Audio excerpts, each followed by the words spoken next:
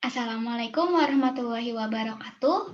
Shalom, Om Swastiastu, Namo Buddhaya, salam kebajikan untuk kita semua.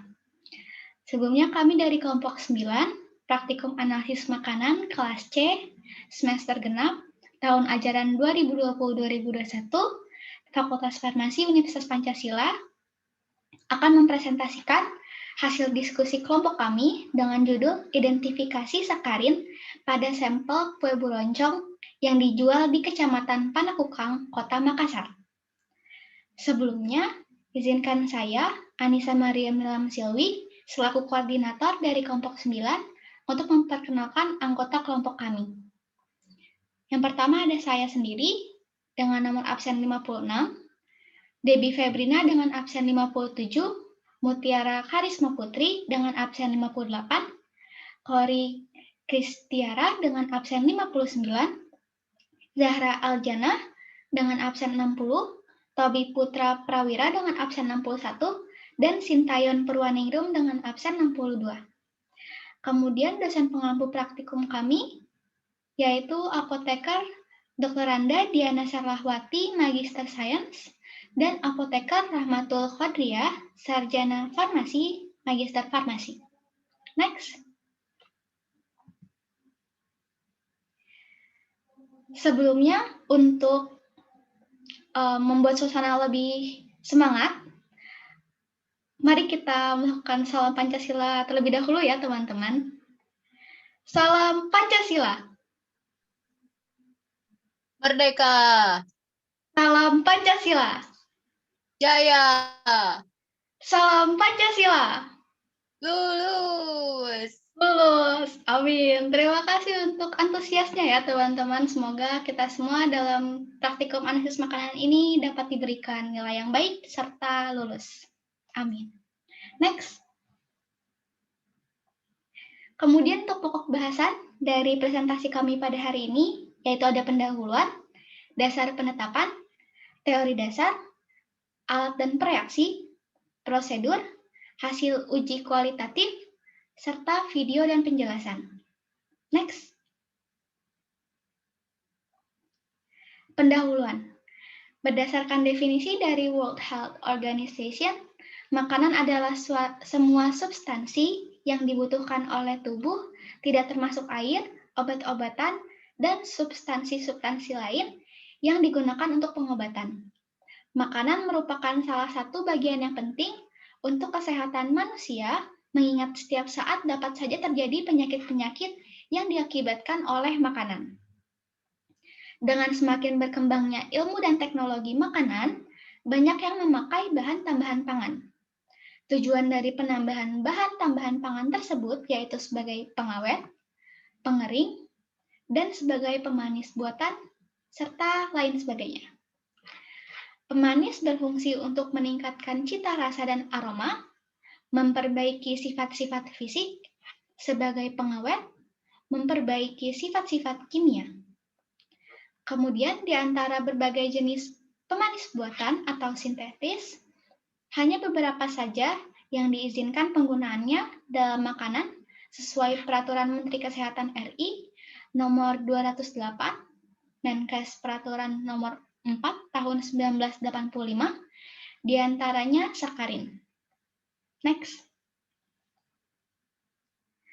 Untuk dasar penetapan, sakarin disari dari contoh dalam susana asam, setelah diuapkan kemudian didestruksi dengan fenol dan asam sulfat pekat dengan pemanasan, dengan penambahan natrium hidroksida akan membentuk warna merah ungu dari munculnya fenolftatein. Next. Teori dasar.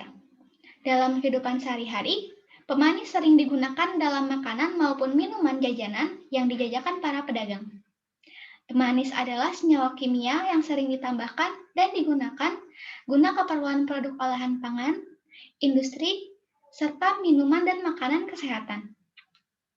Pemanis berfungsi untuk meningkatkan cita rasa dan aroma, serta memperbaiki sifat-sifat fisik dari olahan pangan maupun produk industri.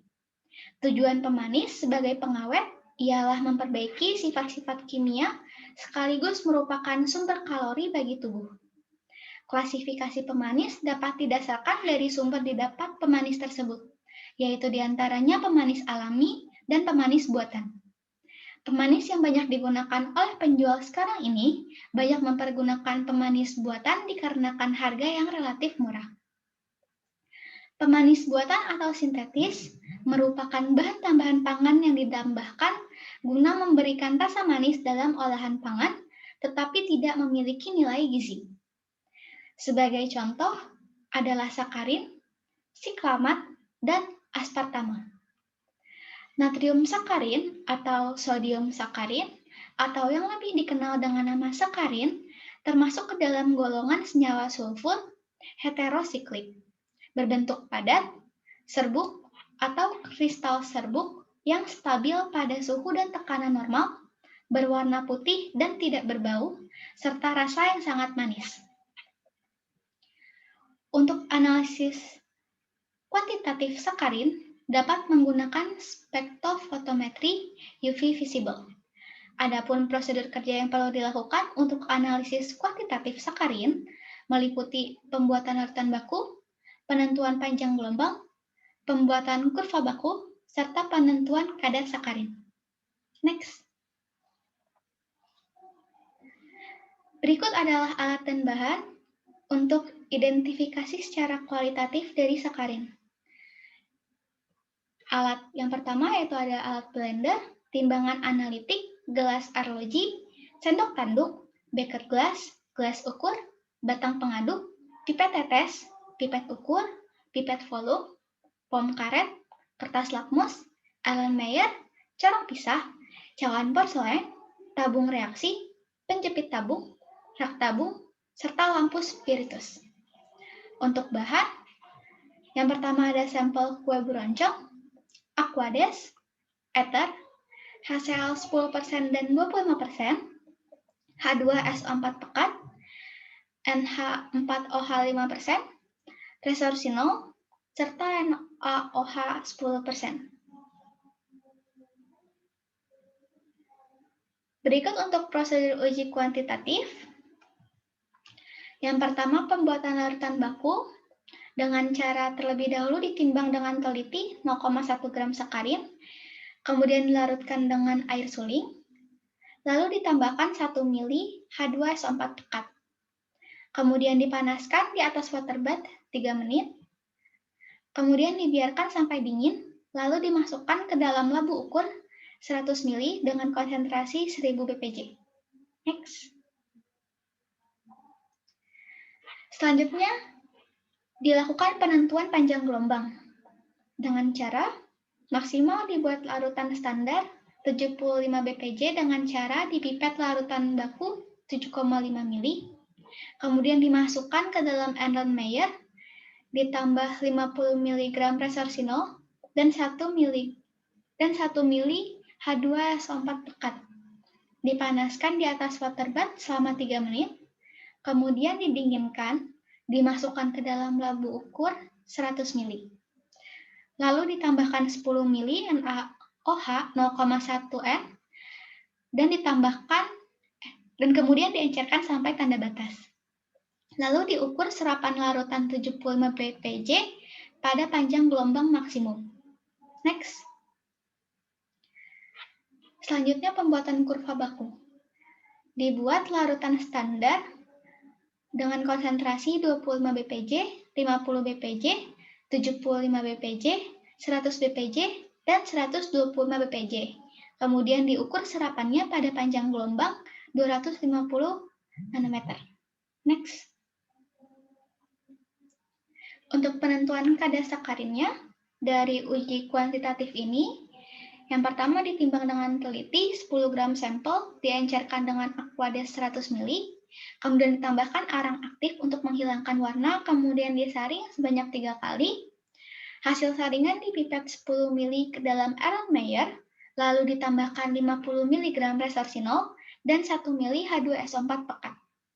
Dipanaskan di atas waterbath selama 3 menit, didiamkan dan dimasukkan ke dalam labu ukur 100 ml, kemudian ditambahkan 10 ml NaOH 0,1 N dan diencerkan sampai tanda batas.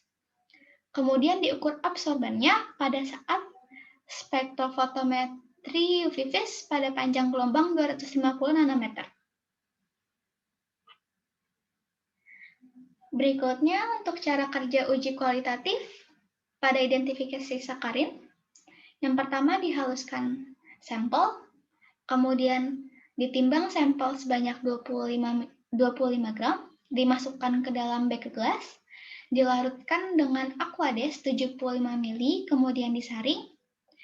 Kemudian sampel diasamkan dengan penambahan HCl 10%, kemudian dilakukan ekstraksi dengan 25 ml ether pada corong pisah. Ekstrak ether kemudian dicuci 2 kali, masing-masing dengan 10 ml NH4OH 5%, lalu dipisahkan. Kemudian lapisan NH4OH ditambah 10 ml HCl 25%, lalu diekstraksi 3 kali masing-masing dengan 25 ml ether. Lapisan ether kemudian dikumpulkan dan dicuci dengan Aquades hingga netral, diuapkan di udara terbuka. Residu ditambah dengan 10 tetes H2SO4 pekat, dipindahkan ke dalam tabung reaksi, ditambah 40 mg presorsinol, dan ditambahkan secara perlahan. Kemudian tabung reaksi didinginkan, lalu ditambahkan 10 ml Aquades dan larutan NaOH 10% berlebih. Terbentuknya warna hijau fluoresensi, artinya positif sakarin. Next. Kemudian ini hasil uji kualitatif dari sampel kue buroncong yang kami dapatkan dari jurnal. Dari 5 sampel, semua sampel dinyatakan memiliki hasil negatif terhadap sakarin. Next. Selanjutnya, kami sertakan video contoh uji kualitatif dengan presorsinol. Audio Jungle.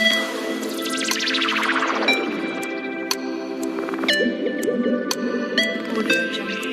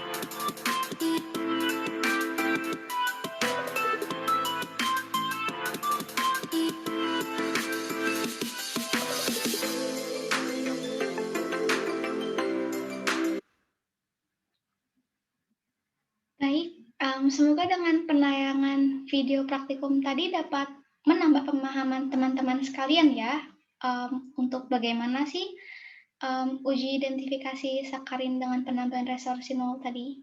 Ya, next. Berikut adalah pembahasan video dari yang sudah kami tampilkan tadi.